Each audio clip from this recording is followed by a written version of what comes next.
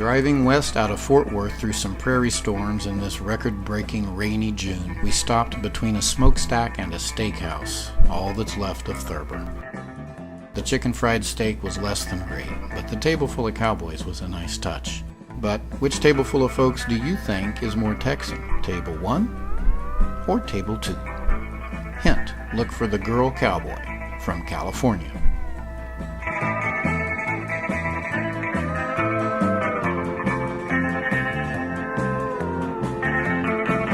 Across the highway, there's a museum much like Thurber, without much in it.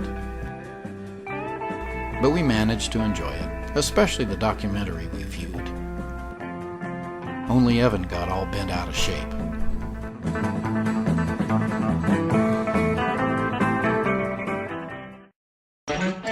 Further down a piece, we came to a fork in the road. They call this fork Patilla. Look at the signs carefully. What's wrong with these pictures?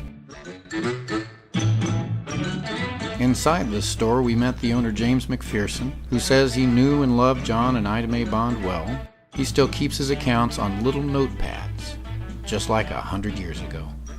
And next door is Miss Cynthia Winkle's old shotgun shack. She was a classic mold schoolmarm that Gene and Johnny and Herman used to visit sometimes. Here's Pappy and Granny Bond's house. They had it moved into Santo off of their ranch. We passed the Bonds' old ranch on this corner, then headed to the cemetery. The clouds were threatening, but it was mercifully cool. Nearby mineral wells got hit with 4 inches of rain in less than an hour that afternoon. We have 3 generations at Mount Pisgah. My great-great-grandparents, Robert and Lou Crate Bradley, my great-grandparents, the Bonds, and my dear cousin Steve, gone too soon.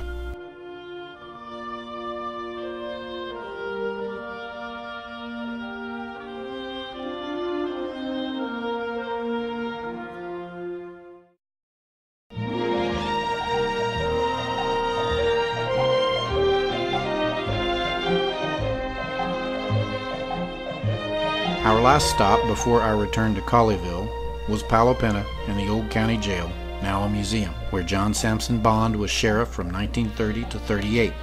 In addition to the jail itself, they had managed to keep all of the grounds intact surrounding it, including the old log cabin residence where the sheriff stayed. There are even outdoor jail cells, one large one, and one so small that you can't even lie down in it.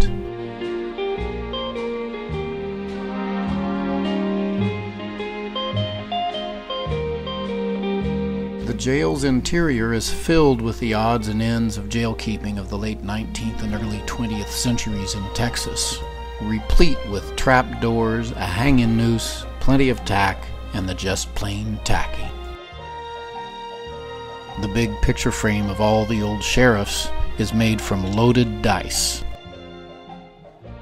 So it went that day, and so it still goes. From Bradley to Bond to Davis and beyond, I'd have to say that, from this perspective anyway, it looks like our story just grows younger every year.